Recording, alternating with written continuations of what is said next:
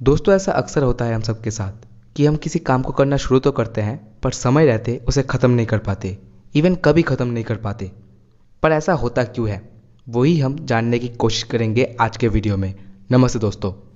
Easter पिछले 6 सालों से अपनी 9 to 5 जॉब कर रही है, पर अभी वो बहुत ज़्यादा डिप्रेस्ड हो चुकी है क्योंकि वही सेम पेपर वर्क, बॉस के ऑर्डर्स और अपने 2 साल के बच्चे को हर दिन डे केयर सेंटर में छोड़ना उसे और अच्छा नहीं लग रहा। वो अभी चाहती है अपने इस बेकार जॉब को छोड़ के पूरी तरह फ्री हो जाना, ताकि वो अपने फैमिली के साथ ज़्यादा टाइम स्पेंड कर सके, अपने बच्चे को बड़ा होते देख सके। पर इस ड्रीम को एक रियलिटी बनाना बहुत मुश्किल है, क्योंकि जो भी हो उस बेकार जॉब के पैसों से ही उसकी फैमिली चल रही है, और अगर आज उसने वो जॉब छोड़ दी तो कल को उसका गुजारा कैसे होगा। एक्चुअली इसका जवाब भी ईस्टर के पास था। वो चाहती है अपनी एक बेकरी शॉप खोलना। उसने कई सालों तक केक्स एंड कुकीज़ बनाया था, जिसे उसके सब दोस्त बहुत पसंद करते थे। उन सब ने उससे कहा, तुम खुद का एक बेकरी शॉप क्यों नहीं खोल लेती, तुम इतनी अच्छी केक बनाती हो। तो एक दिन फाइनली ईस्टर ने डिसाइड कर ही लिया वो अपनी बेकरी शॉप खोलेगी, क्योंकि यही उसका ट्रू पैशन है। पर इसके लिए उसने डायरेक्ट जॉब छोड़ नहीं दिया। उसने 2 हफ्तों की छुट्टी ली ऑफिस से, वैकेशन के नाम पर, ताकि वो थोड़ा रिसर्च कर सके कि क्या सच में एक बेकरी शॉप खोलना उसके लिए फ़ायदेमंद होगा। उसने सोचा वो ये सब कुछ पहले अपने दिमाग में फिगर आउट करेगी, मतलब अपने प्लान का पहले एक पूरा मेंटल पिक्चर बनाएगी, फिर ही सच में कुछ करेगी। जैसे उसने पहले अपने रेसिपीज डिसाइड किए, फिर उसने सोचा पैसों का जुगाड़ कहाँ कहाँ से हो सकता है, और तो उसने ये भी सोचा कि वो अपने पूरे मोहल्ले का एक सर्वे करेगी, ये पता लगाने के लिए कि क्या उसकी सच में मार्केट डिमांड है। पर इन सब चीज़ों की चिंता में वो इतना ज़्यादा डूब गई कि असल में उसने कोई एक्शन लिया ही नहीं। जब उसकी छुट्टी वाले दिन शुरू हुए, उसने उस समय में वो सब काम किया जिसका ठीक उल्टा उसने प्लान किया था कि वो करेगी। वो सोती रही, टीवी देखा, अपने बच्चे के साथ खेला, दोस्तों के साथ घंटों बात की, पर अपने बेकरी शॉप खोलने के आइडिया को किसी के साथ शेयर नहीं किया। तो ऐसे ही 2 हफ्ते आए और चले गए, एंड ईस्टर को फिर अपने उस जॉब में ही वापस जाना पड़ा। अभी भी उसके माइंड में बार बार वो आइडिया आता है और वो बार बार सोचती है कि वो करेगी, पर जब असल में करने की बात आती है तो वो किसी तरह उसे टाल देती है और बाद में फिर सोचती है। ऐसे ही ये लूप चलता रहता है। एक्चुअली ये सिर्फ अकेले ईस्टर की नहीं, हम सबकी कहानी है। हम सभी अक्सर ऐसे ही सोचते हैं। कुछ लोग सोचते हैं हम अच्छी बॉडी बनाएंगे, कुछ लोग सोचते हैं हम बहुत ज़्यादा पैसे कमाएंगे, कुछ सोचते हैं हम कल से बहुत अच्छे से पढ़ेंगे, और भी वगैरह वगैरह। पर जब फाइनली वो काम करना सच में शुरू करते हैं और कोई प्रॉब्लम आती है बीच में, तब हम डिस्टर्ब होकर वो काम करना तभी बंद कर देते हैं, या किसी तरह उसे अवॉइड करने की कोशिश करते हैं दूसरे कामों में खुद को बिजी करके। ऐसा बहुत बार मैं खुद कर चुका हूँ। किसी भी काम को शुरू से लेकर एकदम एंड तक कंप्लीट करने के प्रोसेस को यहाँ पर फॉलोइंग थ्रू बोला गया है। फॉलोइंग थ्रू मान लो एक ह्यूमन बॉडी है जिसके 4 मेजर पार्ट्स हैं। इनमें से एक भी पार्ट के बगैर शरीर चल नहीं सकता। वैसे ही इनमें से एक भी पार्ट के बगैर हम किसी काम को पूरा कर नहीं सकते। पहला पार्ट है हमारा हेड, जो रिलेट करता है फोकस के साथ। फोकस ही हमें लेकर जाता है अपने गोल तक। फोकस के बिना किया हुआ काम नाकाम करने जैसा ही है। फोकस हमें दिखाता है रास्ता, अपने सब एफर्ट को एक दिशा में भेजने का। यहाँ पर चलो ईस्टर की बात करें, तो वो अगर अपने ड्रीम को लेकर थोड़ी फोकस्ड रहती तो वो अपने टाइम को बेहतर तरीके से यूज़ कर पाती, जो अल्टीमेटली उसके ड्रीम को एक रियलिटी बना पाता। दूसरा है स्पाइन, जिसे सेल्फ डिसिप्लिन कहा गया है। जैसे हमारी रीढ़ की हड्डी हमारे पूरे बॉडी के स्ट्रक्चर को सीधा रखती है, वैसे ही सेल्फ डिसिप्लिन हमें फोकस के साथ काम करने के लिए हेल्प करती है। सेल्फ डिसिप्लिन वो एबिलिटी है जो हमें काम करने के लिए मजबूर करती है जब हम काम करना नहीं चाहते। अगर आप सेल्फ डिसिप्लिन हो तो आपके काम को पूरा करना और उस समय डिस्ट्रैक्शंस को अवॉइड करना आपके लिए ईजी होगा। अगर ईस्टर सेल्फ डिसिप्लिन होती तो वो अपने पूरे समय को वेस्ट करने से बचा पाती। देखो, थोड़ा आराम करना, दोस्तों के साथ टाइम पास करना बुरी बात नहीं है, पर अगर आप पूरा दिन सिर्फ यही करोगे कुछ प्रोडक्टिव काम करने के बजाय, तो आपके लाइफ का जो बैलेंस है वो पूरा खराब हो जाएगा। तीसरा है हाथ पैर, जो ऑब्वियसली कनेक्टेड है एक्शन से। नाउ यही फॉलोइंग थ्रू का सबसे इंपॉर्टेंट पार्ट है। फोकस एंड सेल्फ डिसिप्लिन तो आपको चाहिए ही, पर जब तक आप एक्शन नहीं लोगे तब तक कुछ नहीं होने वाला। एक्शन ही रियल वर्ल्ड में चीज़ों को पॉइंट ए से पॉइंट बी तक ले जाता है। जब तक आप सच में कुछ नहीं करोगे तब तक आप एक्चुअल में समझ नहीं सकते आपका गोल अभी आपसे कितना ज़्यादा दूर है, चाहे आप जितनी भी प्लानिंग कर लो। आपके दिमाग में चाहे कितनी भी बड़ी चीज़ चल रही हो, लोग वो नहीं देखेंगे। लोग देखेंगे आपने असल में किया क्या। एंड ईस्टर के केस में उसने अपनी पूरी शॉप की हर एक प्लानिंग अपने दिमाग में कर ली, पर एक्शन कुछ नहीं लिया और सिर्फ इस वजह से ही उसका सपना सपना ही रह गया। चौथा है हार्ट, मतलब परसिस्टेंस। आपने अपनी दिल की धड़कन तो सुनी होगी, आपको ये मालूम भी है ये कभी नहीं रुकती। चाहे आप सो रहे हो, खेल रहे हो, खा रहे हो, खुश हो, गुस्सा हो, रो रहे हो, ये हमेशा चलती रहती है। वैसे ही अपने गोल की तरफ एक बार एक्शन लेने से वो पूरा नहीं होगा, बल्कि जब आप सच में एक्शन लोगे तभी आपको असली मुश्किलों का सामना करना पड़ेगा। पर इन ऑब्स्टेकल से अगर आप हार मान गए तो कभी भी अपने गोल तक पहुंच नहीं पाओगे। परसिस्टेंस का मतलब है अपने गोल की तरफ चलते रहना, जब सिचुएशंस आपके फेवर में ना हो फिर भी। परसिस्टेंस के बिना कोई भी अपने गोल को कभी अचीव नहीं कर सकता, क्योंकि ज़्यादातर लोगों के गोल्स एक मैराथन की तरह होते हैं जहां उन्हें बहुत दौड़ना पड़ेगा, और अगर वो बीच में रुक गए या हार मान ली तो वो कभी फिनिश लाइन तक नहीं पहुंच सकते। क्या ईस्टर के केस में परसिस्टेंस की जगह थी? वेल नहीं, क्योंकि उसने तो पहला एक्शन ही नहीं लिया, तो परसिस्टेंस का तो कोई सवाल ही पैदा नहीं होता। ये है 4 मेजर पार्ट्स फॉलोइंग थ्रू के: फोकस, सेल्फ डिसिप्लिन, एक्शन और परसिस्टेंस। ये 4 चीज़ें चाहिए होती है कि इंसान को अपना कोई भी काम पूरा करने के लिए। अभी चलो हम जान सकते हैं इस वीडियो का सबसे मेन टॉपिक, क्यों हम किसी भी काम को पूरा कर नहीं पाते, मतलब फॉलोइंग थ्रू कर नहीं पाते। इसका शॉर्ट आंसर है क्योंकि ये मुश्किल है करना। चलो इसके थोड़ा डिटेल में चले। अक्सर हम कुछ ऐसा गोल सेट कर लेते हैं जिन्हें पूरा करना बाद में हमारे लिए बहुत मुश्किल हो जाता है। पर मुश्किल ज़्यादातर इसलिए नहीं होता क्योंकि हमारे अंदर उस काम को करने का टैलेंट नहीं है या हम उतने इंटेलिजेंट नहीं हैं। नहीं, इन सब कारणों की वजह से नहीं होता, बल्कि 2 मेन रीज़न है इसके। पहला इनहिबिटिंग टैक्टिक्स एंड दूसरा साइकोलॉजिकल रोड ब्लॉक्स।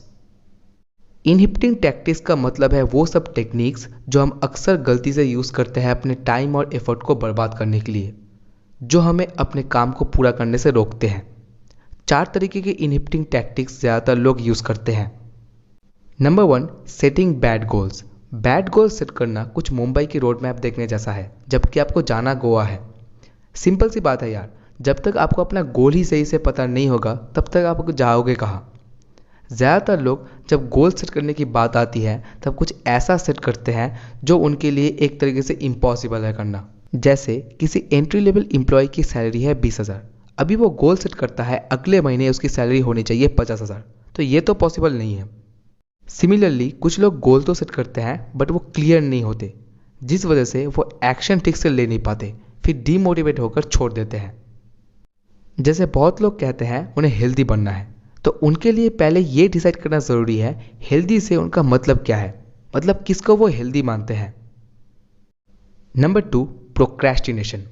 नाउ इसके बारे में तो आपको पता ही होगा, हम सभी बहुत ज़्यादा टैलेंटेड है इसको लेकर। हम काम टालते रहते हैं जब तक ना उस काम को करने का लास्ट मोमेंट आ जाए। एग्ज़ाम परसों है, चलो कल पढ़ लेंगे।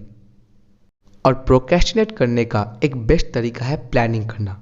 हम किसी भी काम को करने से पहले उसके हर एक डिटेल को प्लान करते हैं, फिर जब प्लानिंग कंप्लीट हो जाती है तब हम सोचते हैं या तो प्लान को थोड़ा चेंज करना ज़रूरी है या वो काम ही बेकार है। फिर हम दूसरे काम के लिए प्लानिंग करते हैं और ऐसा चलता रहता है, जहाँ हम ये नहीं समझते कि ये प्लानिंग भी एक तरीके का प्रोक्रेस्टिनेशन है एक्चुअली, और अच्छे से कहे तो ये प्रोडक्टिव प्रोक्रेस्टिनेशन है, क्योंकि प्लानिंग करते समय हमें लगता तो है हम आगे बढ़ रहे हैं, पर एक्चुअली हम एक ही जगह में गोल गोल घूमते रहते हैं बस।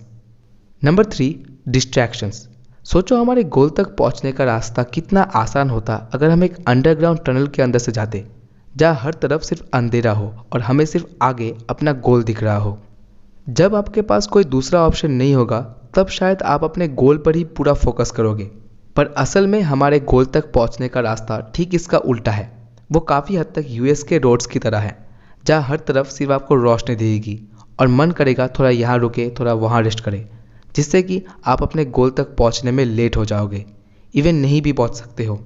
इसलिए डिस्ट्रैक्शंस को अवॉइड करना बहुत ज़्यादा ज़रूरी है, पर ये काफ़ी मुश्किल हो जाता है आज के समय में, जहाँ एक छोटा सा नोटिफिकेशन हमारे घंटों बर्बाद कर सकता है फ़ोन पर।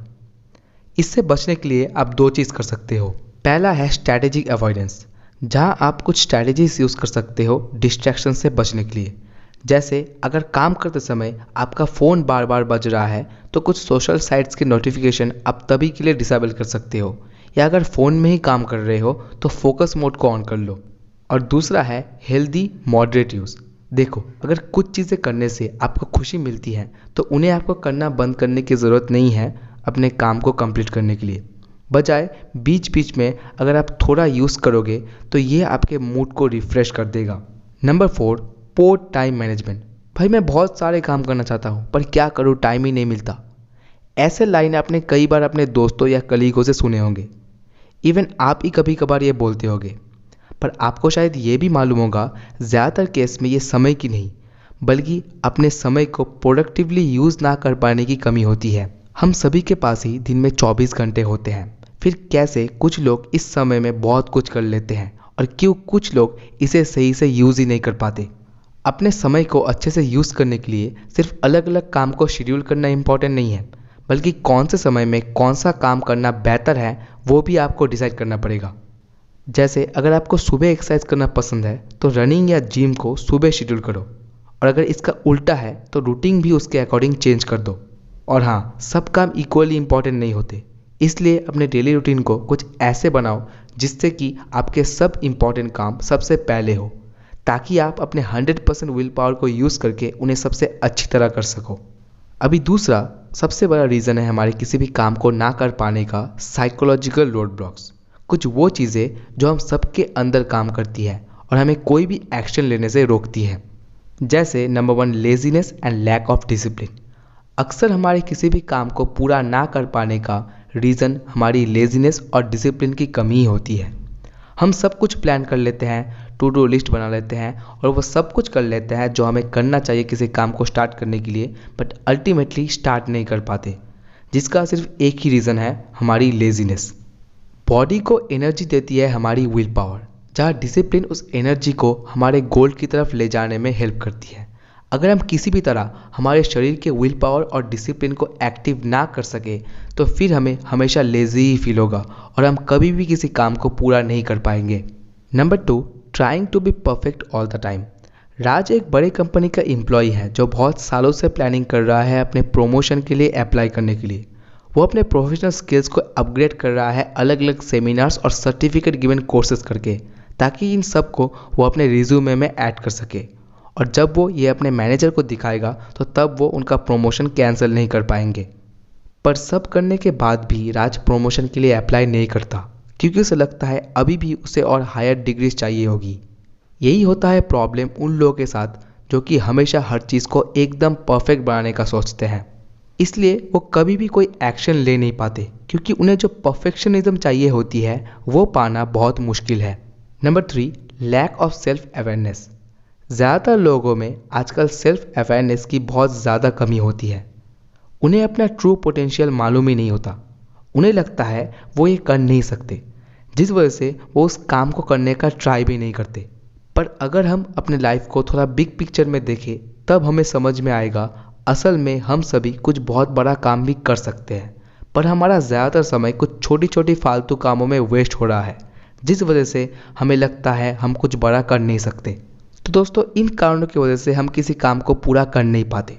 ये सब बातें मैंने आपको पीटर हॉलिन्स की book finish what you start से बताया। ये वीडियो कैसी लगी कमेंट में बताओ। अच्छी लगी तो चैनल को सब्सक्राइब करो। हम मिलेंगे फिर से बहुत जल्द एक नए वीडियो के साथ। तब तक सीखते रहें, सिखाते रहें। जय हिंद।